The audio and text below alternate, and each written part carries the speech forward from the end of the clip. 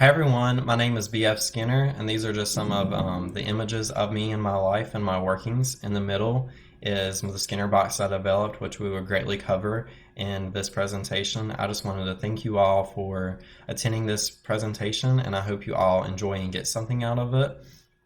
I will be discussing the roles that I played in the development of modern psychology, as well as just in the field of psychology in general.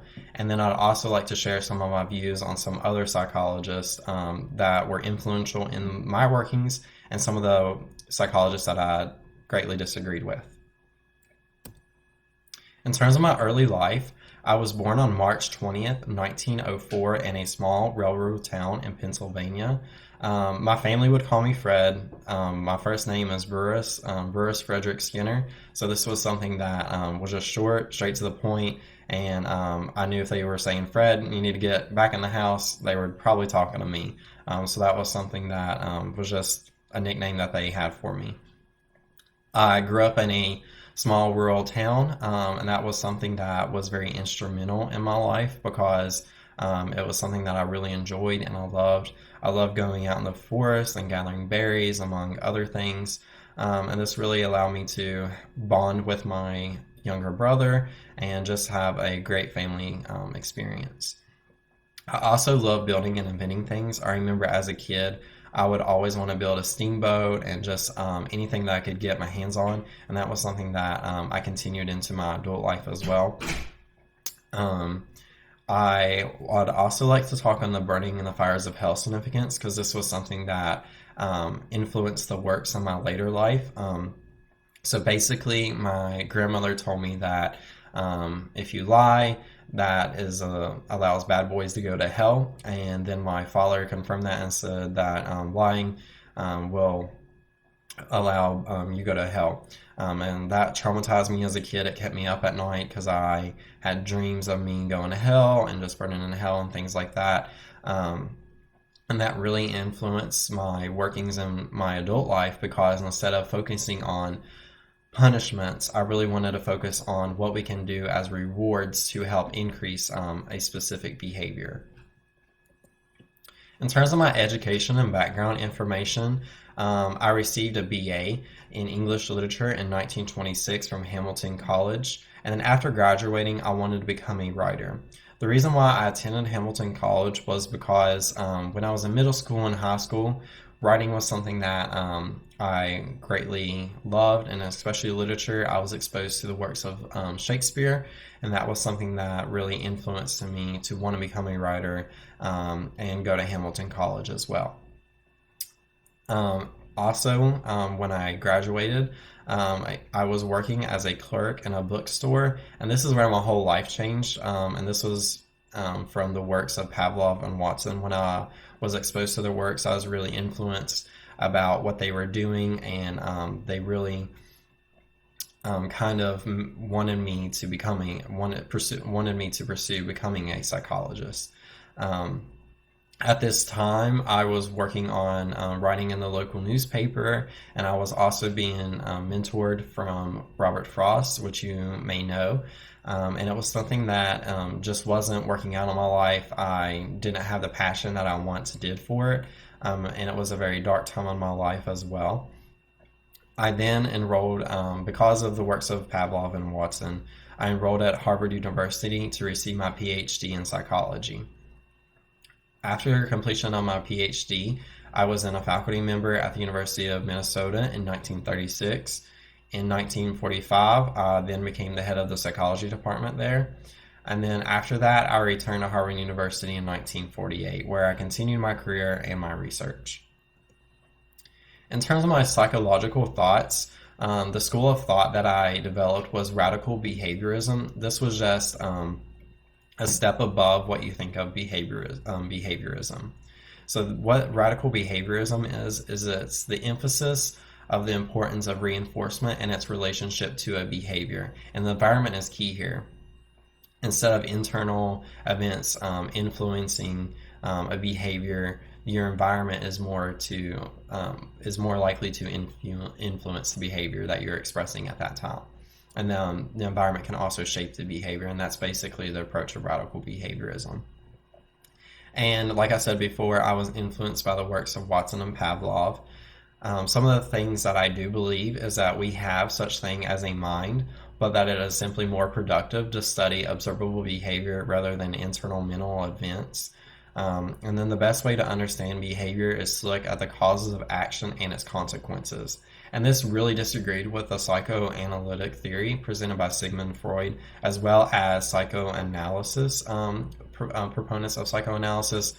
This was something that I greatly disagreed with Sigmund Freud and those proponents of that theory as well. And basically, what the psychoanalytic theory states is that it places an emphasis on the unconscious mental processes. So, like emotions, things like that, is what really shapes behavior and determines behavior. Is what that theory is stating. In comparison to me, I really believe that your environment is what shapes your behavior. So that's where me and Sigmund Freud and the proponents of psychoanalytic theory really disagreed on. And then I also had a very heavily debate with Chomsky, and this was over language, the development of language. Chomsky believed that acquiring language is innate, so it's biological, it's something that we just have programmed into us. However, I believe that language is learned. So I believe that the environment that you're exposed to and the things that you're exposed to is what really shapes and develops the language. So in terms of some of the key contributions to psychology, I developed operant conditioning. That was one of my greatest findings and my greatest works. And then we'll also talk about the implications of operant conditioning in the upcoming slides. I also developed the Skinner box, which was something that was the first of its kind in psychology, and then is something that I'm very proud of, and it really showed operant conditioning in motion. And then I'll also talk about what the importance of the cumulative recorder was with the Skinner box. We also, something that also contributed to psychology is the schedule of reinforcement, which I'll talk about later in this presentation, and then Project Pigeon, which is something that was really exciting and really confirmed operant conditioning in motion. In terms of operant conditioning, this is a method of learning that occurs through rewards and punishments. So the individual will make an association between a particular behavior and that consequence. Behaviors followed with positive consequences will be repeated, whereas behaviors followed with a negative consequence will not be repeated. So this was something that I really wanted to take off of Pavlov through his classical conditioning experiment that he did and expand it to operant conditioning. This is where we kind of had our differences, but we did have some similarity as well as there too. But with classical conditioning, this is association in involuntary responses to a stimulus. In terms of operant conditioning, the biggest difference here is that we see is that as a voluntary behavior and its consequences, that association there. So that was where the the differences that we did have. And then on the bottom right hand of your screen on the PowerPoint, you can see how positive reinforcement as well as negative reinforcement and then positive punishment and negative punishment affected the behavior of an individual. Some future implications of this is that many of this was really incorporated to shape behavior in classroom settings, and animal trainers heavily rely on this to train animals. So you see this especially with training dogs, with the field of training them to find drugs, stuff like that. That was something that we really emphasized, or to perform a specific behavior. So a lot of animal trainers in zoos would perform these things to help shape and mold that behavior. And then from operant conditioning, we was also able to develop the cumulative recorder, which is a mechanism to record the rates of behavior as a pin tracing. And this can be seen with our Skinner box, which I will now be discussing. So my Skinner work, the Skinner box is something that was one of my greatest works and one of my greatest experiments that I conducted. So this is an image of what the Skinner box looked like. And I'm going to read you some of the key points here. So Skinner's operant conditioning chamber, which is what I developed, we called it the Skinner box. what is designed to teach rats how to push a lever. So basically, the goal of the study and the experiment was to be able to have the rat press the study to receive food, or and to see that behavior if they would press it more, or the other option was expose them to a negative stimulus or negative reinforcement, such as shocking them, and see how many times they would press the lever before they would stop pressing the lever. And this behavior was not natural to rats, so operant conditioning with positive and negative reinforcement were performed in order to teach that behavior. In terms of the schedules of reinforcement, we have a fixed ratio, which is a deliver reinforcement. So after an exact number of correct responses, that's what that is talking about. Variable ratio is deliver reinforcement after an average number of correct responses.